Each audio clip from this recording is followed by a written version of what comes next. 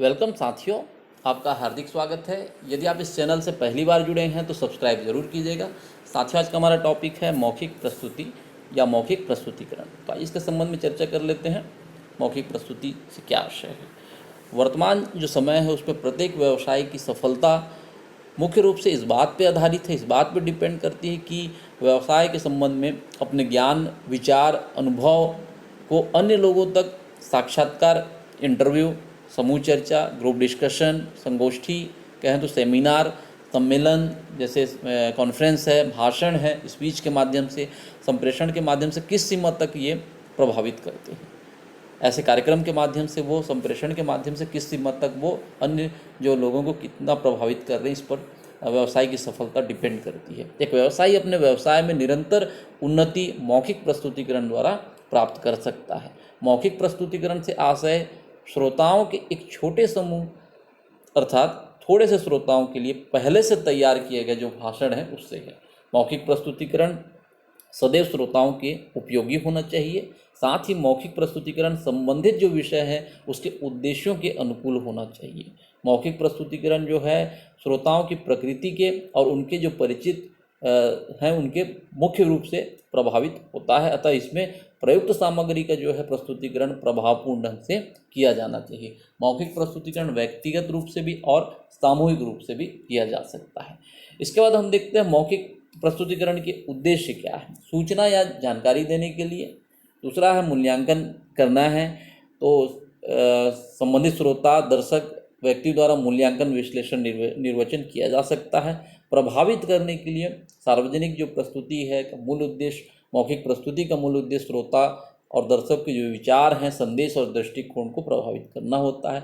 निर्देश और तकनीकी ज्ञान के लिए प्रस्तुतिकरण का जो उद्देश्य है संस्था के कर्मचारियों के कार्यक्रम को सामूहिक रूप से निर्देश, शिक्षा और प्रशिक्षण भी प्रदान करना होता है। औपचारिक कार्यक्रम जैसे उद्घाटन है, समापन है, अभिनंदन है, प्रेरणा, सम्मान, विदाई, शपथ समारोह है, अन्य जो औपचारिक कार्यक्रम है के आयोजन में संगठन में होते रहते हैं।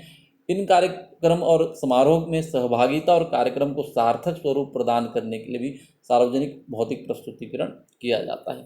ये मौखिक प्रस्तुतिकरण के कुछ उद्देश्य हैं। इसके बाद हम देखते हैं मौखिक प्रस्तुति के सिद्धांत क्या है।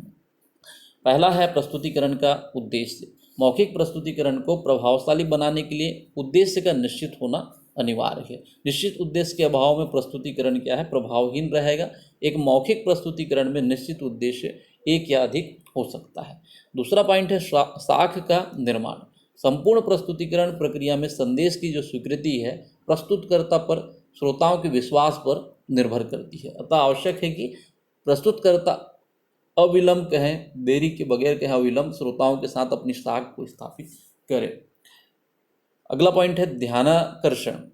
संपूर्ण जो प्रस्तुतिकरण में श्रोता का ध्यान आकर्षित करना बहुत महत्वपूर्ण होता है। तो जो भी हम मौखिक प्रस्तुति करेंगे, प्रस्तुतिकरण, उसमें श्रोताओं को ध्यान आकर्षित, इंटरेक्ट होना बहुत आवश्यक होता है, तभी यह सफल हो पाएगा। विश्वास अगला पॉइंट है।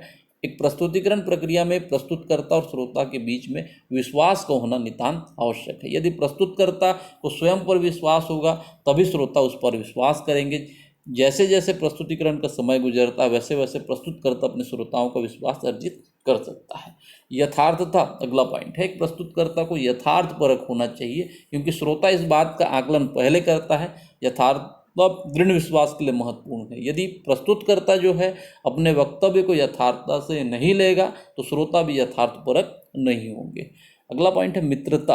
अत्यधिक प्रभावपूर्ण प्रस्तुतिकरण के लिए प्रस्तुतकर्ता को अपने श्रोताओं से क्या है, मित्रवत व्यवहार रखना होगा, तभी उसका जो प्रस्तुति सफल हो पाएगा। मित्रवत दिए गए संवाद के प्रति क्या है, श्रोता भी रुचि दर्शाते हैं। अगला पॉइंट है रुचि उत्पन्न करना। यदि प्रस्तुतिकरण का विषय श्रोताओं की रुचि का है तो श्रोता उसमें अधिक ध्यान देते हैं और उनका आकर्षण बना रहता है और उसमें बहुत रुचि लेते हैं। तो श्रोताओं की रुचि के अनुकूल होना चाहिए और रुचि पैदा करने के लिए हमारे को अपना प्रभावी भाषण, प्रभावी प्रस्तुति करना चाहिए। समापन लास्ट है हमारा पॉइंट। प्रस्तुतिकरण में जितना प्रारंभ का महत्व है उतना ही समापन का भी महत्व होता है, क्योंकि इस अवधि में श्रोता अधिक सजग होता है। समापन सदैव श्रोताओं को बताकर करना उचित है। इस वक्तव्य अंत में जो वक्तव्य है, अंत में या संक्षेप में शब्दों का प्रयोग कर सकते हैं। तो समापन भी बहुत प्रभावी ढंग से करना चाहिए। ये मौखिक प्रस्तुतिकरण के कुछ सिद्धांत के पॉइंट हैं, इसे आप और अच्छे से देख लीजिएगा। इसके बाद हम देखते हैं प्रस्तुतिकरण को प्रभावित करने वाले तत्व क्या है, कारक क्या है और घटक क्या है। इससे संबंधित प्रश्न पूछे जाते हैं। मौखिक प्रस्तुति के संबंध में क्या है और प्रभावित करने वाले घटक के संबंध में, उद्देश्य के संबंध में और मुख्य सिद्धांत के संबंध में प्रश्न पूछे जाते हैं। तो घटक में पहला है प्रस्तुतिकरण की प्रकृति, संदेश की प्रकृति और जो उसका प्रस्तुतिकरण है, मौखिक प्रस्तुतिकरण की प्रभावशीलता को प्रभावित करने वाले मुख्य तत्व हैं। इस आधार पर प्रस्तुतिकरण निम्न प्रकार से जैसे हो सकता है। कुछ एग्जाम्पल, जैसे प्रस्तुतकर्ता के दृष्टिकोण पर अधिक बल दिया जाए, जब श्रोता के दृष्टिकोण पर अगर कोई अधिक बल दिया जाए और दोनों के दृष्टिकोण को यदि ध्यान में रखा जाए तो प्रस्तुतिकरण की प्रकृति पर भी जो है प्रभावित हो सकता है। श्रोता विश्लेषण, प्रस्तुतिकरण की सफलता इस बात पर निर्भर करती है कि श्रोताओं को प्रभावित करने में प्रस्तुति कितना सफल रहा है।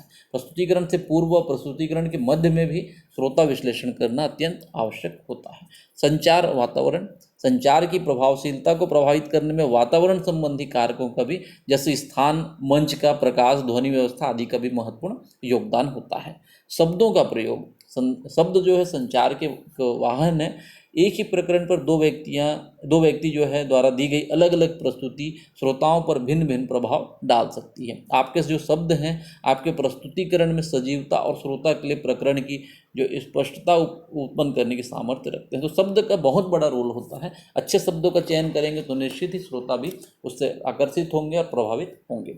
इसके बाद भाषा संबंधी अवरोध, भाषा संबंधी अवरोध, इन्हें दूर करने के लिए सरल और व्यवहारिक भाषा का प्रयोग करना चाहिए, ज़्यादा जटिल और कठिन शब्दों का प्रयोग नहीं करना चाहिए।